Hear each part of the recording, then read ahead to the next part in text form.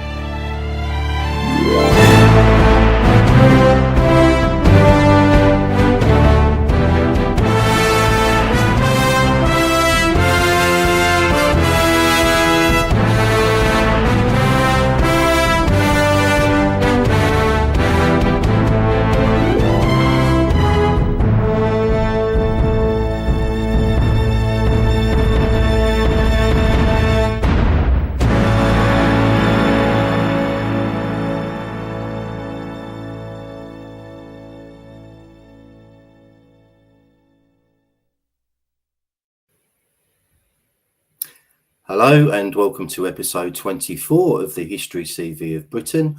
I'm your host Paul, and this evening I'm joined by the discoverer of the Star Maps of Gwynedd, Hugh Evans. We're going to be taking a look at a place I visited with Hugh last September, a very special and unique stone circle called Brin Cader Faner. But first, just a couple of things to get through. Firstly, I want to mention this again. This is the network of Lay Hunters magazine. It comes out every quarter. It only costs £20 a year to subscribe to it, or £30 if you're outside of Britain. And if I'm just going to share screen very quickly. That's the one. There we go. Should be appearing on your screen now. Just checking. Yep, there it is. Okay, so if you're watching the recorded version, you could pause this. This is how you subscribe to the network of Lay Hunters magazine. So the address is there. So please send your name and postal address clearly printed together with a cheque or postal order payable to the network of Lay Hunters to Lawrence, Maine. Network of Lay Hunters. There's the address. So I highly recommend it.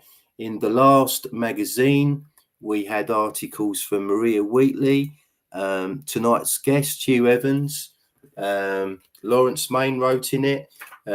Marshall Abrahams is going to be contributing an article to the Lay Hunters very soon. And so am I.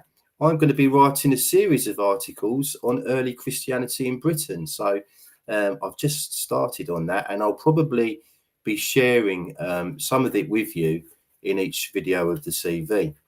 So there we go. Right, what's next? Just a couple of videos to mention quickly. Melissa Campbell of the Mercurial Pathway channel has posted a video called Uncovering the Secrets of the Pyramids with Larry Powell. I think that's how you pronounce his name, P-A-H-L. Haven't seen it yet, but it's on my watch list. I'll be watching it very soon.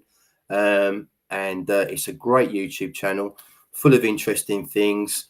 So please subscribe when you get a chance and check out that video.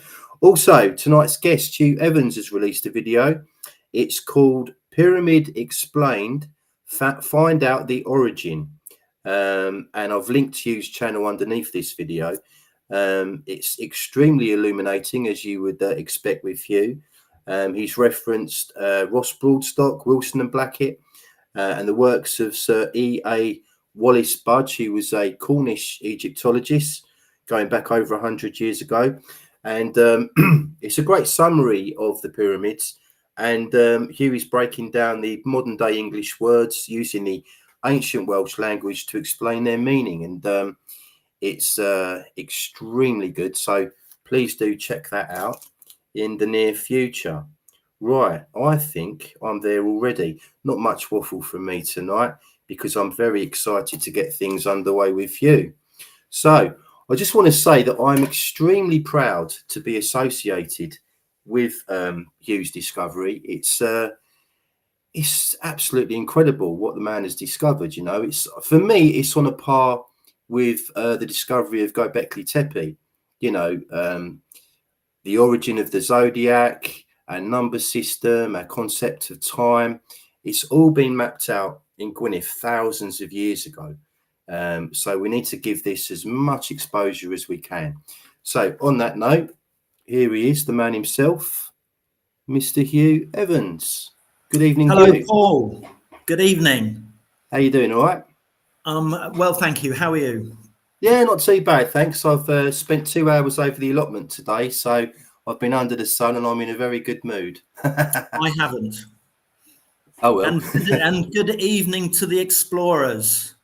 Yes, good evening, one and all. Actually, that's a good point. Thanks for reminding me, Hugh. I should check to see who we've got with us before we get started. So, good evening, Marshall. Thank you for joining me.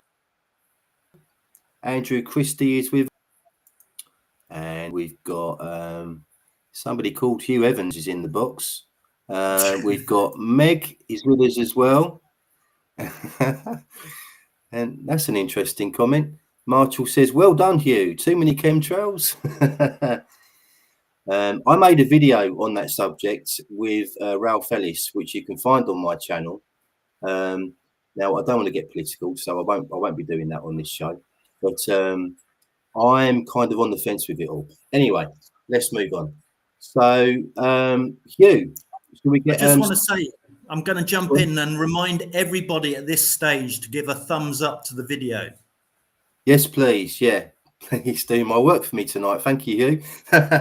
Yeah, I'll keep forgetting to do that. I think we're on about 560 or 70 subscribers now. I'd really like to get up to 1K. So if you haven't subscribed to the channel, please do so. You know, we're trying to restore and preserve our ancient British history. So it's very, very important that this work is shared and recognised by as many people as possible. Right, okay. Before, I know, Hugh, you've got a presentation to share with us this evening on Brin Cader Faner, but I thought just before we do that, I would share some footage of the place. I took a short video of Brin Cader Faner last September when we visited the site. It was an unforgettable experience. So I'll just so everyone can see this before we get stuck in. You should be able to see this at any moment now. Here. This is a spectacular looking stone circle in the middle of absolutely nowhere in Wales. I've walked about, feels like 10 or so miles. Yeah, it was 1 mile. Through really wet, damp, marshy ground. And it's fantastic. So I'll show you what happens when I get inside. So here we are. It's like Lord of the Rings. This little stone circle. Check this out. I've not seen anything like this before anywhere else.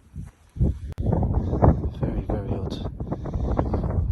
Between you and me, the very first thing I thought of that hit me as I got close to it was the wee folk, the fairies. No idea why I thought that, just kind of popped into my head. It's difficult to say what the use was for this stone circle. There's it looks like there could have been a chamber in the centre, as you can see down there. The stones are all pointing upwards, and they're very small stones in comparison to what I'm used to seeing at sites like Avebury or Stonehenge or places like that. But yeah, so it's a long walk back. And but I'm glad I've done it, because I very much doubt I'll ever come across a stone circle that looks like this, and we might even have an outer circle as well. There's some stones putting about this, Mr. Hugh Evans. Who's that? I think that was you, Hugh. That's that me. Yeah, that's you. And there are lots of little stones. So I'd love to know what the purpose I think we found an outlier, didn't we? We found some outlying stones. I think you did, yeah. You mentioned that at the time. Yeah, they're always interesting because if you get a sight line from the centre of the circle to the outlier, it's normally a...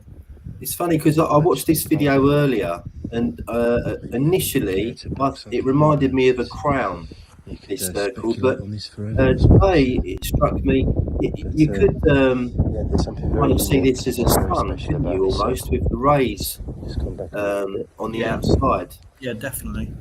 Yeah. You can just about see it all now. There we are. Good shot. That's a good shot. Amazing world we live in. Absolutely incredible place. It's a spectacular place. So I haven't been to Wales since. It was an amazing day, wasn't it? The whole day was when I went, so wonderful, very memorable. I had a fantastic time. It's very special. We had rain, we had a bit of sleet, we had sunshine. I don't think I want to be like that on my own. We had it all. The one thing that was consistent was the wind, if I remember rightly. But it was just an incredible experience to be there. The countryside was absolutely stunning. If you're there was enough sheep in that area for me to feed the entire world. Any of this means? It was just almost like something. Put your thoughts in the comment section. Incredible place. Can't wait to go what back. an amazing and unique circle this is.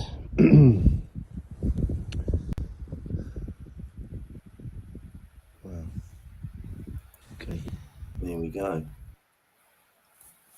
Yes, it was a wonderful setting, and it overlooked the estuary to the north, which is the ecliptic on the Star Maps of Gwynedd. I'll have when I do my presentation, I'll show you that Brilliant. line. Okay. And as I always mention this, I can't help it, but as we walk back to our cars, Jeremy pointed out, look, that's Port Merion. Yeah. And I was like, oh my God, yeah, and that's where they filmed The Prisoner in the 1960s. So that was literally a couple of miles away from the Stone Circle. So it was a wonderful place and a wonderful day, and I'm very grateful to you that.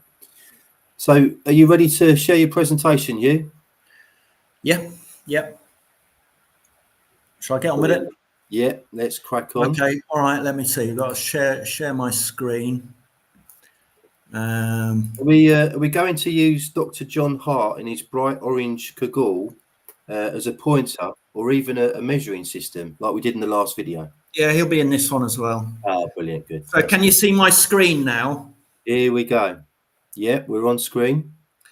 Okay, so the last presentation I did was about Cerrig Arthur, the stone circle where we all went there to measure it.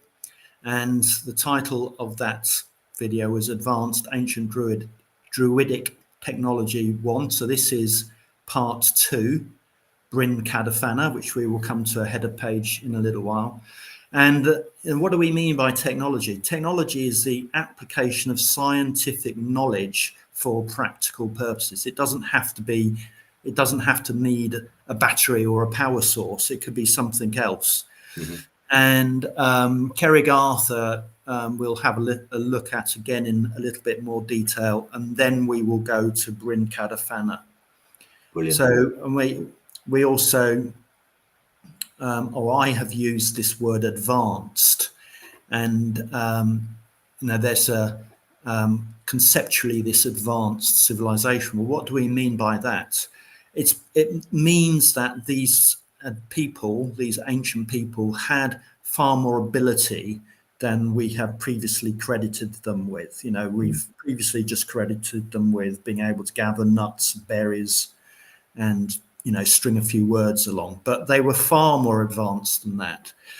And sorry to interrupt you, but I think the cave paintings that we find in France and other places in Spain that go back tens of thousands of years, that's a good indication that those people back in those days were highly intelligent. Yeah, and if we go on to another series of videos or discussions, we can discuss some of that in more detail, because I do explain some of those motifs in my books. Brilliant. So back to Britain, and we went up to Cerrig Arthur. There it is on the Star Maps of Gwynedd in the centre. And there's John in his orange cagoule, and we mapped out the stone circle. Initially, it is thought that there was only 3 main stones in the centre, but we all found a stone around the outside, and then we went around, and in that gale, we measured the distance to all these stones, and then we plotted the points and determined that it was a Tom flattened circle type B, I think. And at the center of it is a 5-pointed star. And this demonstrates a knowledge of phi and pi. These are irrational constants at the time that the stone circle was made. And this stone circle was is said by Welsh heritage to be sort of early Bronze Age, like 2500 BCE, but it could be earlier. Obviously, it's stone and likely to be Stone Age. So this is an example of advanced technology. Knowing pi and phi and being able to use it and employ it is advanced technology, and certainly in my view. We measured the distance between all of the points and the center in megalithic yards, but our research has really now taken us to conclude that the megalithic yard is actually just a type of foot. It's a relatively arbitrary unit. It doesn't have any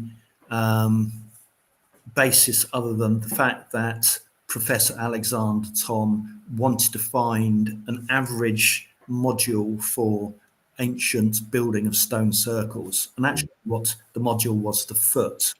And he had to find an average because he'd come across so many different foot types, modules. And the works of John Neal and John Michel explain the different foots, all the different modules and their variations. But anyway, we measured Cerrig Arthur using megalithic yards because it's just a consistent unit. We could have used meters, which is a similarly arbitrary unit. And to some extent, if you use consistent units, you can make your interpretations. So we also determined that Cerrig Arthur points to the sunrise on the equinox. That's directly east. And as we just discussed with Brin Cader Faner, the view from the center of the stone circle to the outlying rock, it's quite a large rock, is direction to the sunrise on the winter solstice. So I put in this slide here because I wanted to show the phi and the Fibonacci series represented on a 5-pointed star. So a 5-pointed star has integer sides, and the ratio of these integers is the Fibonacci series. So if you're going to make a 5-pointed star, that is 5 to 8, or 8 to 13, or 13 to 21, so on. If you're using these larger numbers, it becomes perhaps a little bit more intricate in terms of how you build the star on the ground. I chose 5 and 8 in my example here because it is easy to show. And as the integers you choose move up into higher numbers, the ratio approaches phi, which is a universal constant. And the only way that you can get a star of integer sides, a 5-point star of integer ratio sides like this, is if you, within a circle, is if you start with the star. You can't put a star with integer sides inside a circle if you start with a circle. And this is one of the proofs that ancient people understood phi.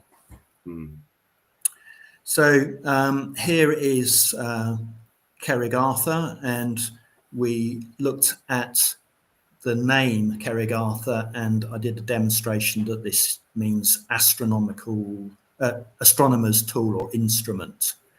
And it is the cover of my first book, The Origin of the Zodiac.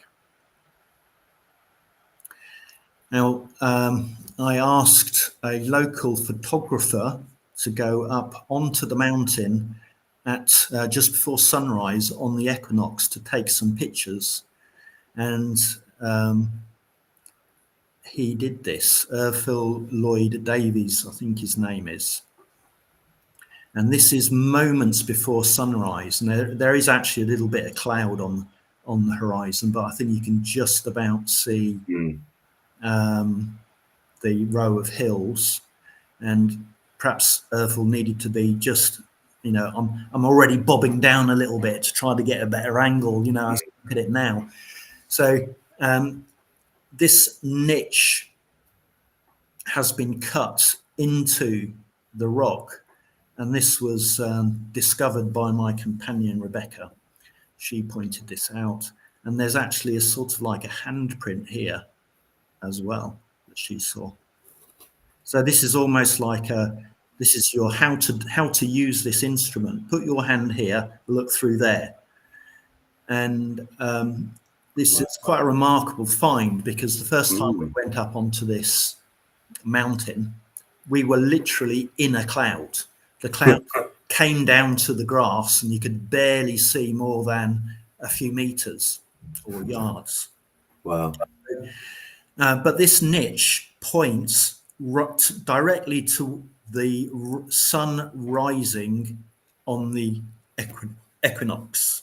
And this is the best time of the year to start your annual clock, because the day is the same length as the night, so you can get some degree of certainty that you're at the equinox. And also the day length is changing most rapidly as you go from January, February into March. The rate of day change increases to the equinox from the winter solstice, where it's quite slow, sort of like a sine wave. There's a winter solstice and the day length goes up through the equinox, and then you get to the summer solstice, which was 2 nights ago. And again, over the summer solstice, the day length isn't changing much. So to get an absolutely crisp moment of the solstice is quite hard, because there's no real movement in the sun's time of rising or setting at the solstices. But at the equinox, you get the maximum amount of movement in the sun. So this becomes the most accurate point that you can start your measurement of the year.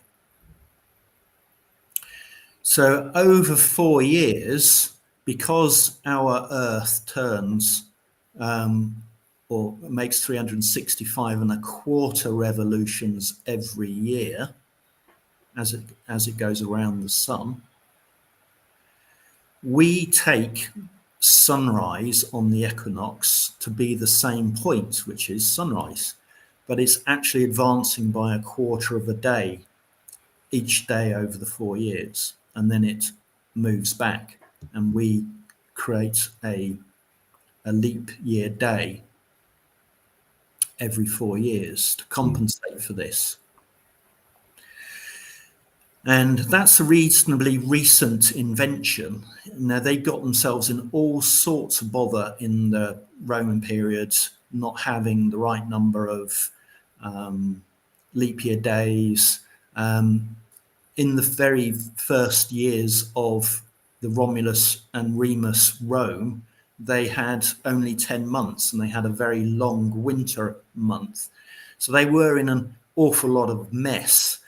And as you can see, this is a year accurate to 4 decimal places. So we actually have 1 leap day forward every 4 years, but 1 leap day backwards every 400 years, and 1 leap day backwards every 4,000 years as well. I didn't know that. Sorry, Paul? Sorry, I didn't know that. Sorry, I thought I was on mute. Please carry on. No, that's okay. You can ask questions. So if there's anyone asking questions in the comments, I can't see the comments at the moment. Okay, yeah. And if you do have questions for Hugh, please put them in capital letters so I can distinguish them from other comments. Thank you. So it is Pope Gregory the 13th in 1580 something or other that provided us with this leap day backwards every 400 years. And by the time it had got to him, the year had drifted off. So he had to act, and that's why we call it the Gregorian calendar. Before that, we called it the Julian calendar after Julius Caesar.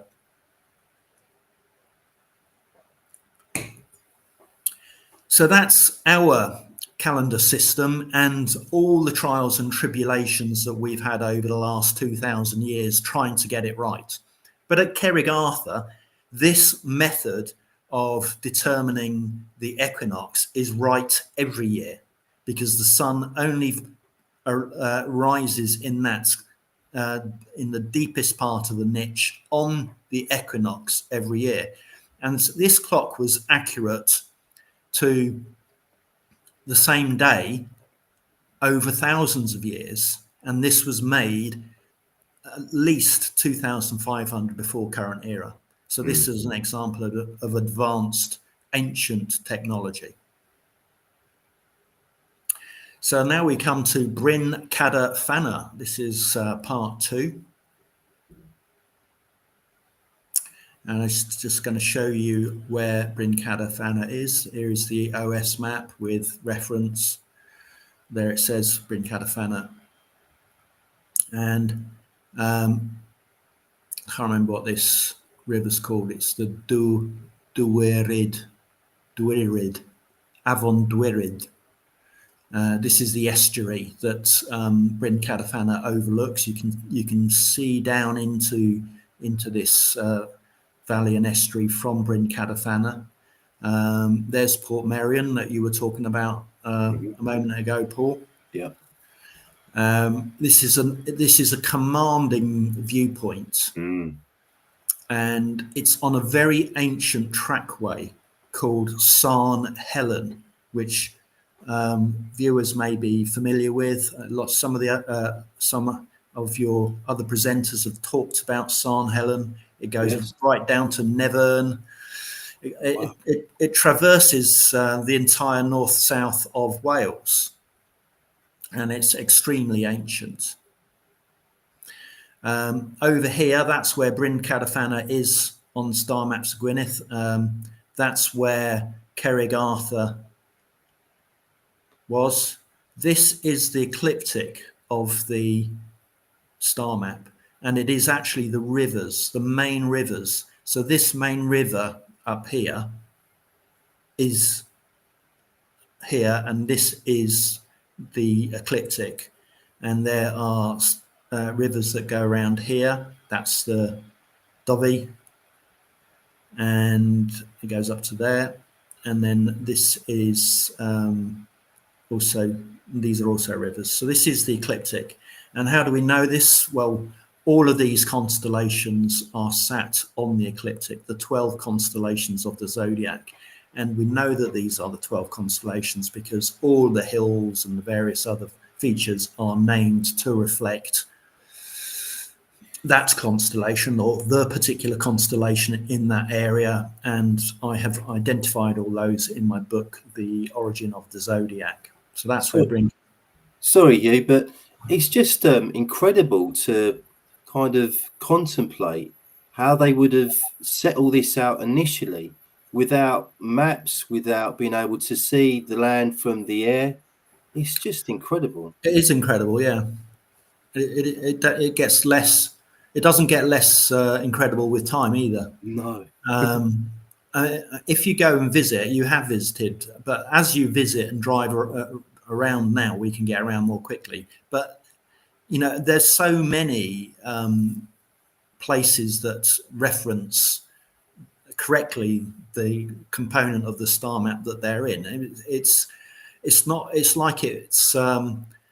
secret, although people have sort of forgotten to think about it.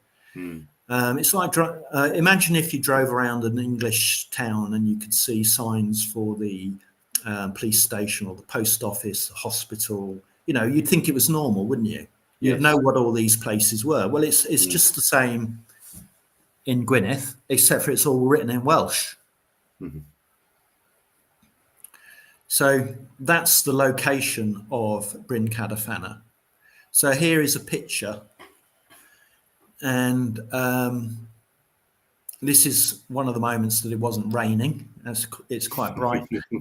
In fact, I think that's you in the middle there. Oh, blimey, yeah, it's me, look. Brilliant. So we did sort of take it in turns because inside the centre of the stone circle is a sort of a very quiet and calm place. Very strange experience, Hugh, for me. I think Rebecca had a similar experience as well. I must have been sat in the middle of that circle for about 10-15 minutes while it rained. And when I got out of the circle, I was still dry. I was completely dry.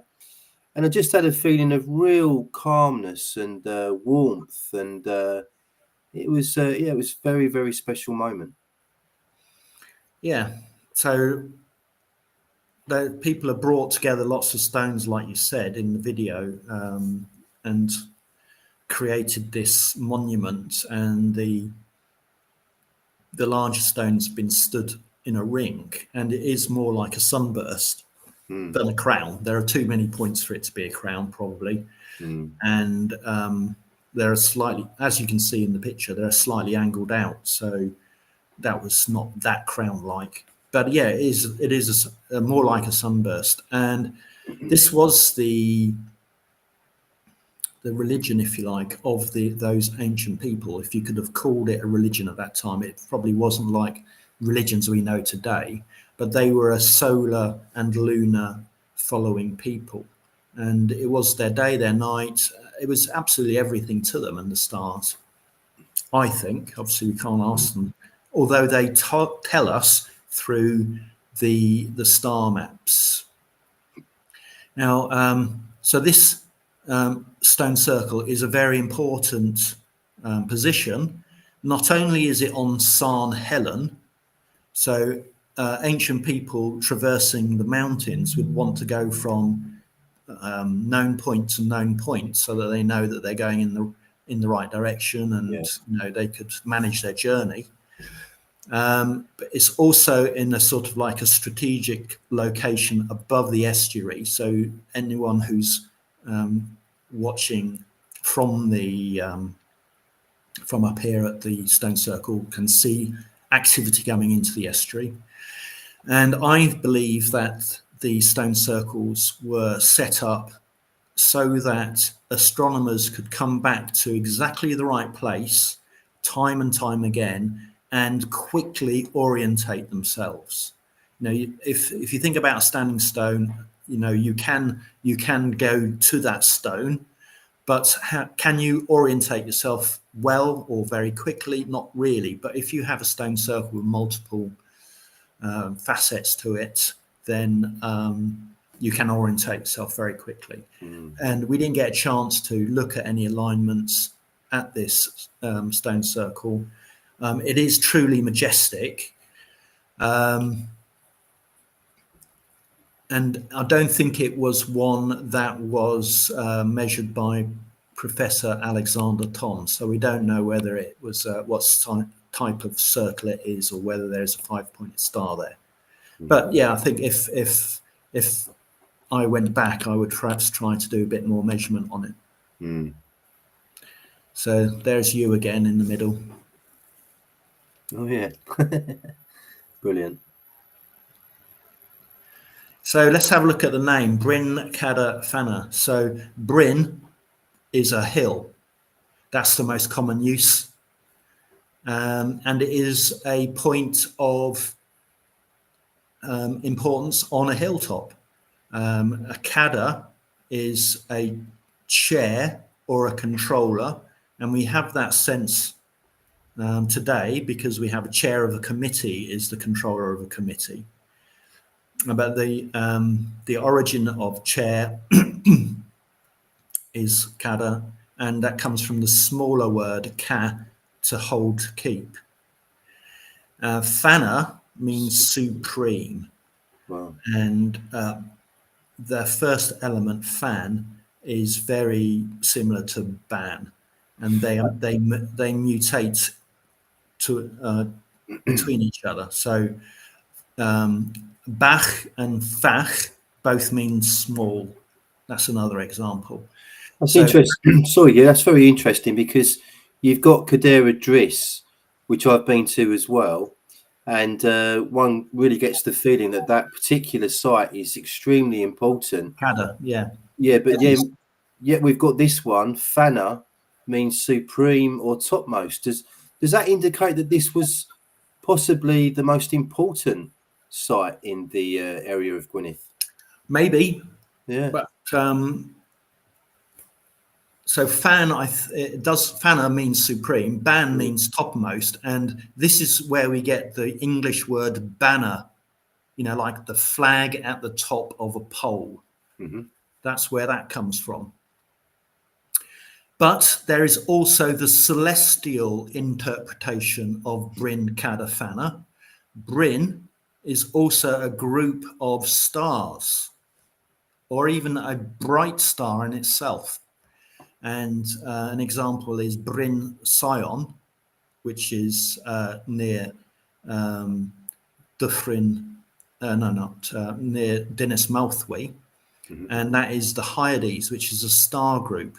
And Dinas Mawddwy, where we've been, that's where all the arthosites are. That's where Lawrence lives. That's Taurus in the Star Maps of Gwynedd, and the Hyades are a star group that are close to the center of Taurus. So Bryn is a group of stars or a bright star, and Cader being the controller, of Faner supreme topmost, it may be saying that Bryn Cader Faner, like Cerrig Arthur, is an astronomical location. It might be that simple. Mm. So to answer or carry on your point that you've just raised, Paul, there is Bryn Cader Faner up there. Mm-hmm. So this is part of a map that is presented in my book, The Origin of Time. And that's Bryn Cader Faner up there.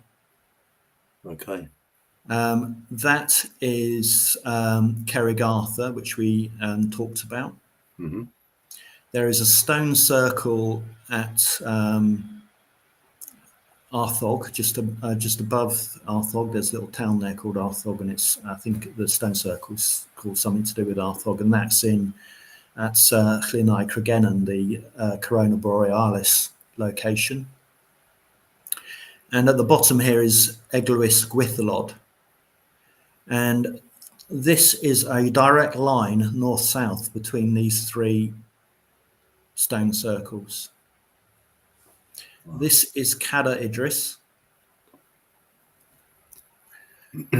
So Cader Idris is at the center of the star map. So Brin Cader Faner, maybe Faner is topmost. It might mean it's just the most northerly controlling point.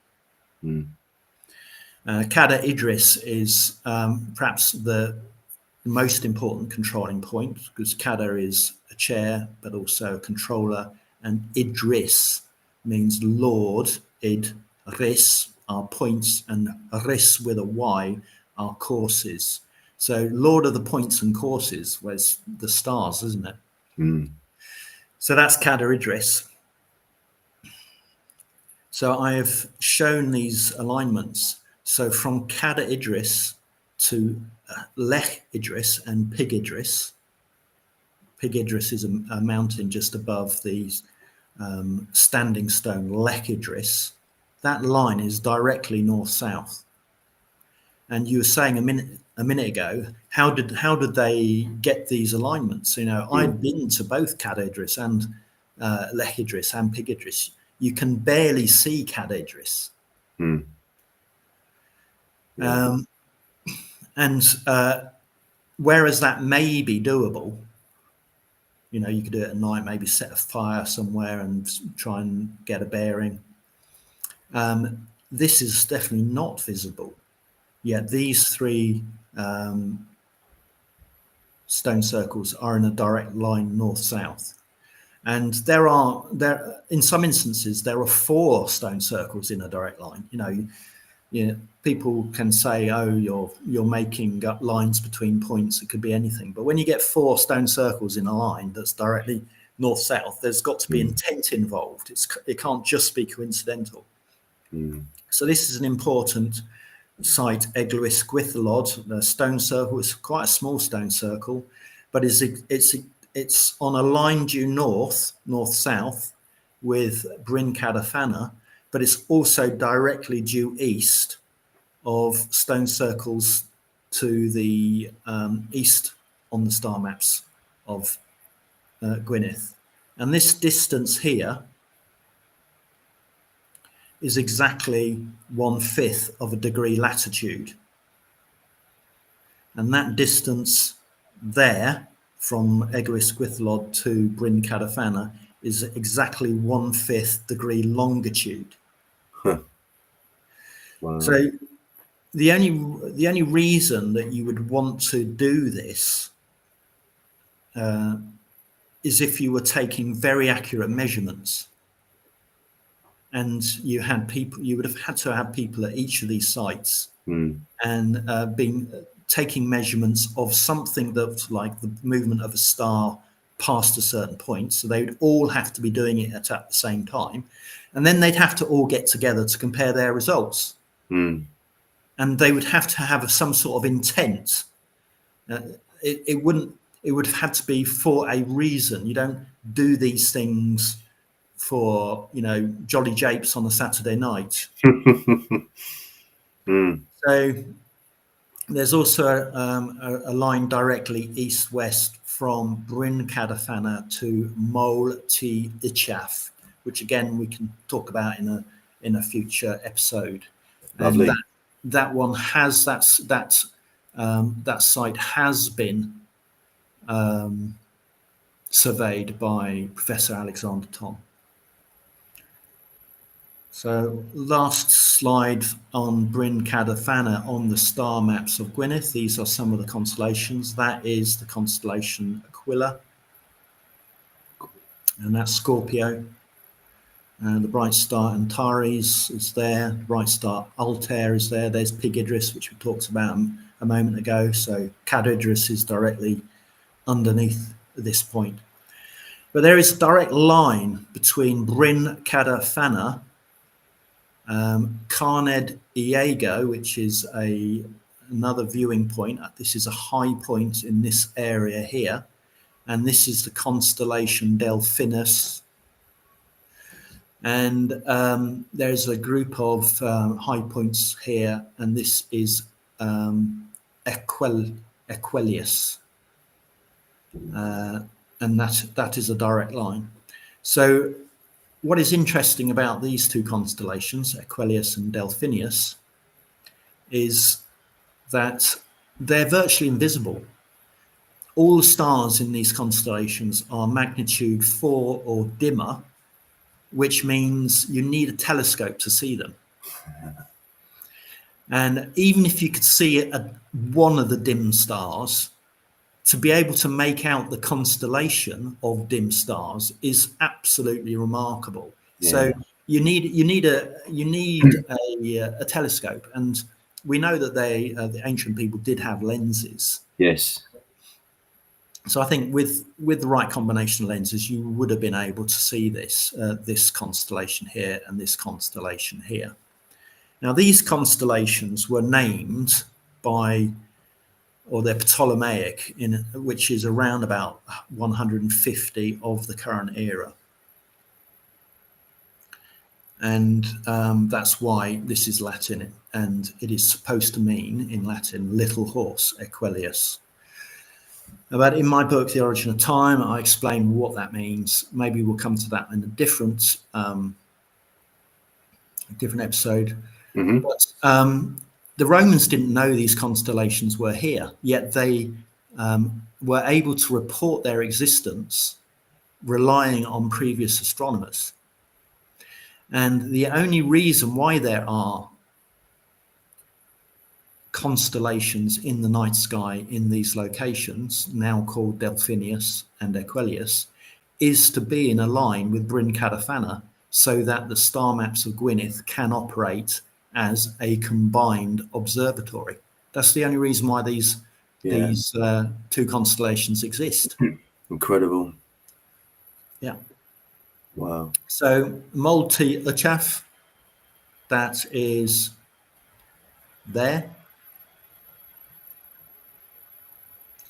And Gled Kruin Ich is down here.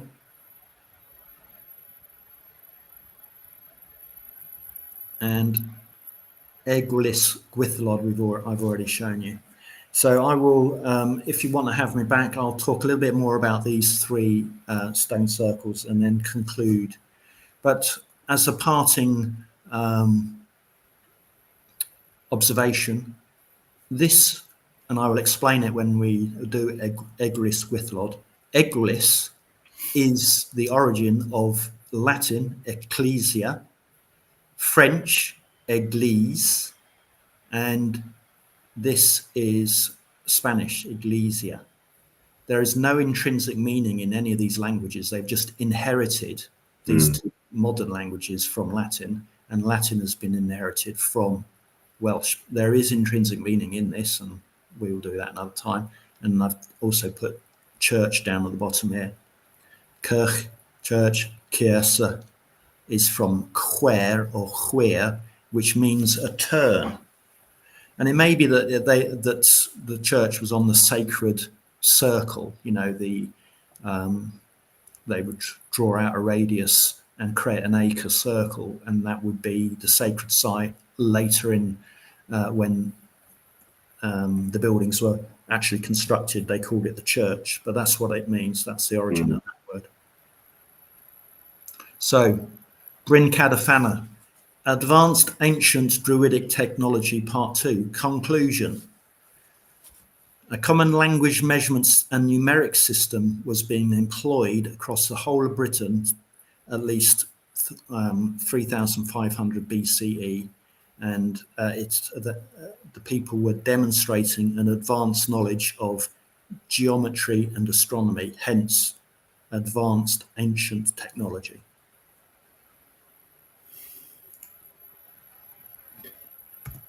Just incredible, amazing stuff.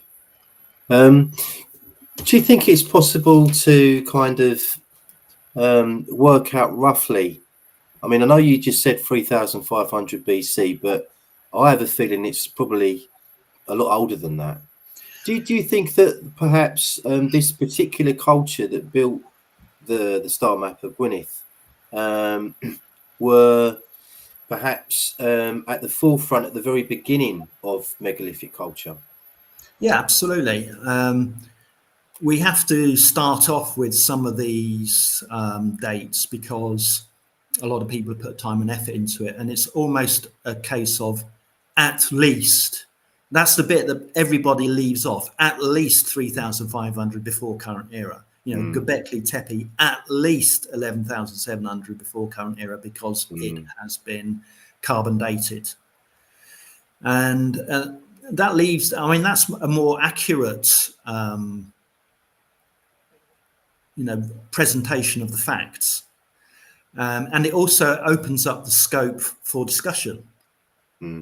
So in my book, The Origin of the Zodiac, I suggest Star Maps of Gwynedd in their most recent iteration is circa 5000 BCE. Why do I do that? Well, that is when the sea levels stopped rising, so they could actually finalize some of the ground features. I think that is why now Virgo lies on her side, because at some point, I mean, in the Mesopotamian depictions of Virgo is she's standing, but they lost so much land on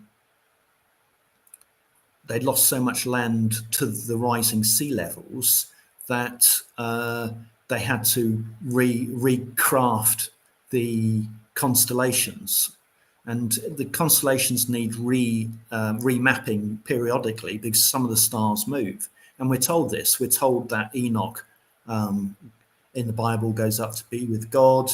In the book of Enoch, we're told that person is Uriel, and that Enoch receives instruction from Uriel. And Enoch means En means a being or a spirit, and means a diminutive. It's Enoch is the person receiving tuition. He's the student, or she, and Uriel, Uriel, the chief being, is the teacher.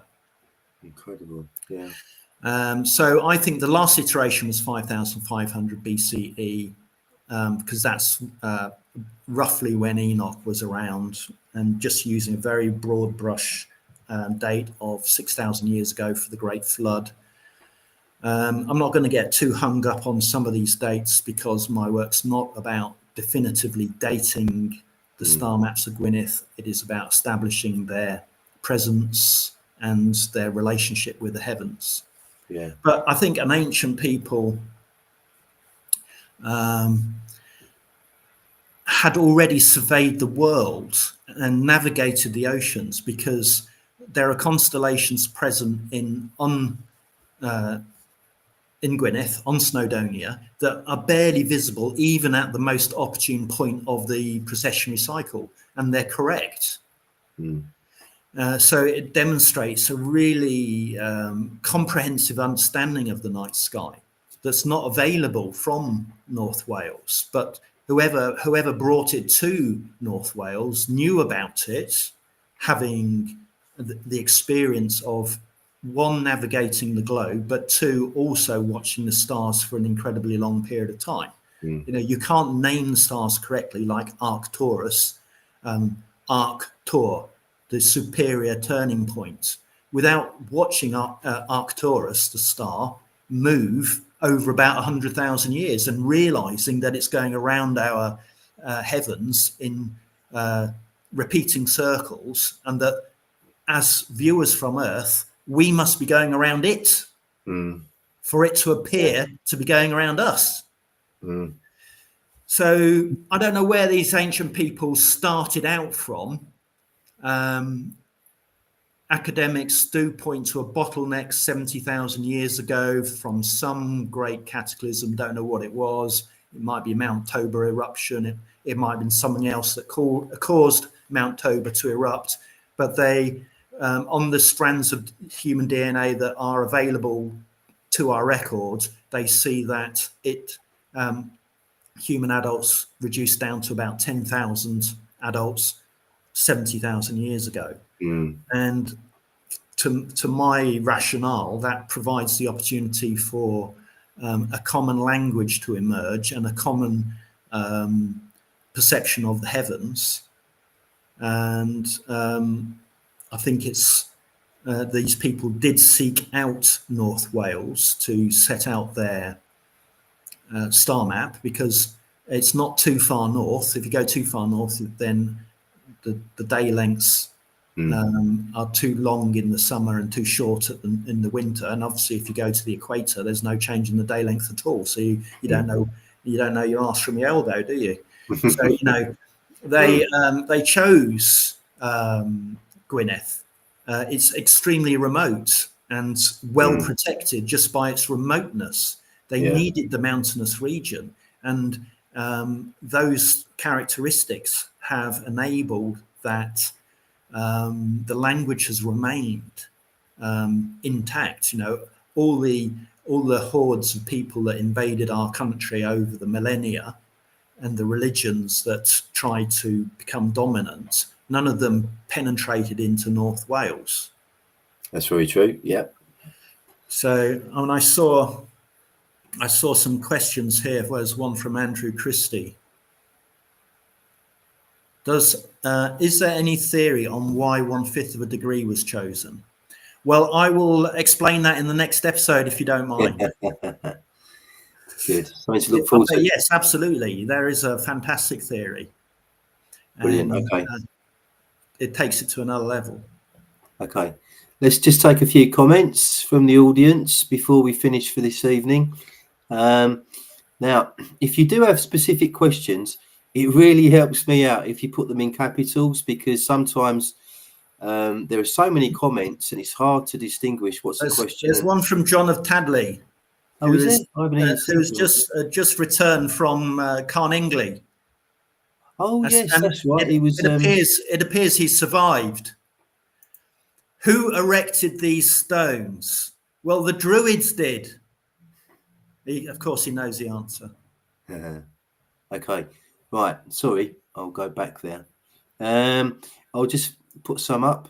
So, Andrew Christie has said the Egyptians appear to have used the extra quarter to determine the 24,000 year great year or great return Zep Tepi. Yes, and that is associated, in my opinion, with the periodic orbit of Sirius. Rebecca Skitt has said, I saw on Melissa's interview yesterday on Giza. I'm looking forward to watching that. That's a megalithic yard equals 1 cubit plus 1 foot, and wondered if the foot was the underlying constant allowing the integer, is that how I say that word? Integer geometry to be accessed. Yes, well, I haven't seen that video yet either, and I do know the work of the person being interviewed. Okay. But the megalithic yard is 3 short Iberian feet, if it is approximated to the foot. But as something that is arbitrarily created, it's just an arbitrary unit. You might as well say elephants. If you use the same elephant unit to measure everything, then everything would be measured in elephants. And it's like the meter. You know, they've retrospectively fit the meter to something, but it's just an arbitrary unit, really. The foot has intrinsic meaning and is employed in all of these measurements. A meter is 3 Belgian feet of 1.08 feet, English feet. Brilliant. Okay. Marshall has said, etymologically, it makes sense. Earth's number is 3 feet in a yard. Yard is another word for garth or earth, and 3 is a tripod on which the Pythia sat at Delphi, Arwen and Trident. Yeah. Yeah, very good. Larry Farl, that's correct. Here's one from Melissa Campbell. John Neal reckons the foot, the English foot, is the key, the unit around which all other units revolve. And I've got an interview with John Neal on the channel. Yeah, that's correct. From a few months ago. Okay. And here's another little insight that's on my recent research on the meter. A meter is 3 Belgian feet of 1.08 English feet. It is also 2 phi to 99%. Wow. Okay. That's very interesting. Andrew Christie is back with, does Hugh have any theory on why 1/5 of a degree was chosen? Yes, I sort of answered that a minute ago, but yeah, sorry, yeah. If you know that distance, 1/5 of a degree, then you can scale up easily. And some of the other stone circles are in other fractions of a degree. And if you combine those measurements taken with these different fractions, then you can make up any fraction. Brilliant. Okay. So I've just seen Rebecca's last comment, and now John is a druid. Oh, Well, he's well, gone John's very with us. quiet. Yeah, John's with us next week, so He's, stay tuned. You'll find he's- out on Sunday. He's fallen off the chat list somewhere. He's gone and put his feet up, I think. Brilliant. Okay, I think we'll end it there. Before we finish, your Origin of Numbers second edition is out pretty soon, isn't it? Yes, I hope to get it to the printer any day, maybe even tomorrow. Oh, brilliant. Okay. And then it'll be a couple of weeks and it'll be back then from the printer. And it's I've expanded it up a lot. Yeah. It includes all the elements now, all measurement, all the sciences. In fact, it is the quadrivium. What does that mean, Hugh? The quadrivium, the Yeah. 4. Oh, yeah. And riv is a Welsh word, and it means divisions. So that's also the Welsh word for a number, riv, and that's where arithmetic comes from. Oh, yes, of course. And so the quadrivium are the 4 disciplines or divisions, which are, got to get these right now, haven't I? Maths, music, astronomy, and geometry. Brilliant. Okay. So in the more modern sense, though, we can add all the sciences into the quadrivium because the complementing trivium, the 3 divisions, are languages. So the quadrivium are sciences, and I deal with astronomy in both my books, The Origin of Time and The Origin of the Zodiac. And the trivium is language, which is rhetoric, which is speaking, logic, which is thinking, and grammar, which is writing. So really, Welsh is that, and my work proves the origin of the quadrivium via the trivium. So my book of numbers will be out hopefully in July. Brilliant. I think there was 7 sciences in ancient Egypt, wasn't there? Yeah, that's the quadrivium and the trivium. That's 7, yeah. 4 and 3. Yeah, brilliant. Okay. So what's next on your agenda, Hugh? I'm going to take a break from writing. I'm doing some more research, and I may be doing some traveling later in the year. So that's quite exciting. Yeah, definitely. You're becoming a bit of an adventurer, aren't you, really? Trying to. Yeah. Okay, brilliant. Thanks for watching, everyone. And we'll be back next week. Next week, we've got John of Tadley back with us. We'll be talking about the pros and cons of monkish scribes. And the week after that, Lawrence Main joins us on the phone. So that should be interesting. I'm really looking forward to that. That'll be a history-based show. So thanks for tuning in. Please like, share and subscribe. And we'll see you next Sunday. Thank you very much, Hugh. Cheers. Thanks, Paul. Thanks, everyone. Good night. Cheers. Bye. Bye.